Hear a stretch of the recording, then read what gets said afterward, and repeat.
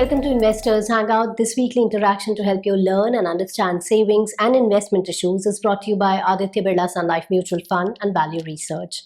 Now, do you ever wonder what happens to someone's investments after his death? Of course, having a nominee there does help, but that's not a short way to ensure a smooth transfer of your financial assets. So how do you ensure that smooth transfer? Also, have you heard about SEBI's new regulations about mutual fund nominations? Well, even if you haven't, don't worry about it, because today we'll tell you all about it in this episode. So stay tuned. So if a mutual fund or an insurance company or even a bank, if they are trying to credit some money to an investor's account, but they are unable to do so because the bank account details are wrong, and they are not able to reach out to the investor, even the communication details that they have changed, and the investor is not contactable, and if this remains the status for several years, then technically this money is tagged as unclaimed investor money. And if some money keeps lying as unclaimed for several years, then this money is transferred to Investor Education and Protection Fund, the IEPF. This is a fund run by the central government. Different financial products across the board, your insurance products, mutual funds, bank accounts, are supposed to credit the unclaimed investor money to this fund. Now the good thing is that even if some money that belongs to you has been transferred to this fund, and you later figure out that it belongs to you, you can still file a claim to get that money. So you can go to the website of IEPF and you can see the coordinates of this website on your screen right now. You can go to this website, provide some basic details to figure out if there is any money lying unclaimed, which were your own investments, or let's say some money to which you are a legal heir. If you figure out any such money, then you can initiate the process to stake a claim to it. But more broadly, unclaimed money is a big issue. There was a recently published report by the Association of Registered Investment Advisors, which provides some eye-opening numbers. There is literally thousands of crores of money across mutual funds, insurance, even PPF, bank accounts, which has been lying unclaimed. So it is high time that this issue is addressed. So I think this is a great move by SEBI. What it has mandated is that starting August this year, investors will not be allowed to leave the nomination field as blank.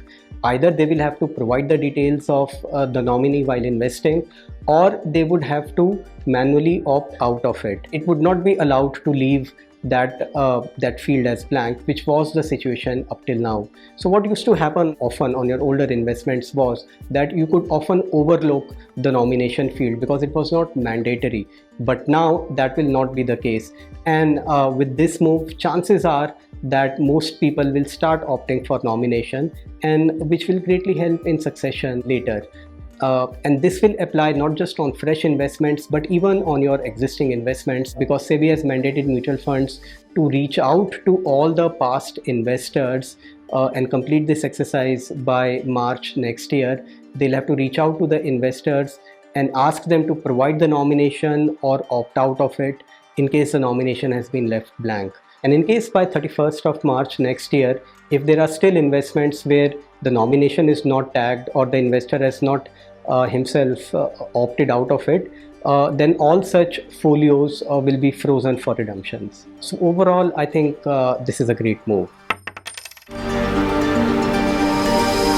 Things get more tricky in case a nomination is not in place. In such a case, the claimant will need to do a fair bit of documentation. He or she would have to fill and file a transmission form, which is available from the AMC's website, along with the KYC documents, proof of the relationship with the investor, and certain documents like an indemnity bond, a no objection certificate, and an affidavit from every single legal heir where they cede their claim to that money in your favor. So there is a fair bit of documentation required. Now, all of these documents are required if the claim is up to rupees 2 lakhs, but things become even more complex if the claim is of an amount more than 2 lakh, where a succession certificate from a court is also required. So in a nutshell, the broad point is that nomination greatly eases all these processes. Otherwise, there is a fair bit of documentation that a claimant would have to do subsequently.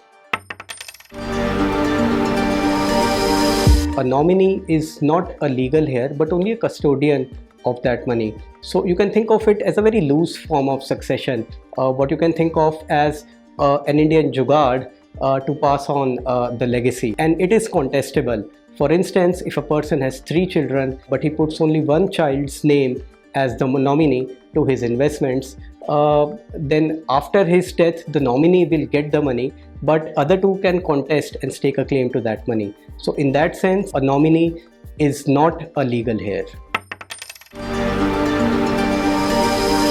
The most robust form of succession is to write a will. So you should take into account the details of all your assets and provide very precise instructions as to what goes to whom after you are not around. And you can visualize different scenarios while writing an elaborate will. For instance, an asset owner might want to pass on his legacy to his spouse upon his demise. But what if both the owner of the asset and the spouse die in an accident together? Then the will can also have a provision to who could be the second line legal heir in case the spouse is not around. So this way a will can deal with multiple scenarios with very precise instructions on how that money has to be apportioned. Well, with that, it's a wrap on this episode. I'm sure a lot of your doubts have been cleared. Keep watching this space for more information. And if you like the show, do subscribe to our YouTube channel. Take care. Bye for now.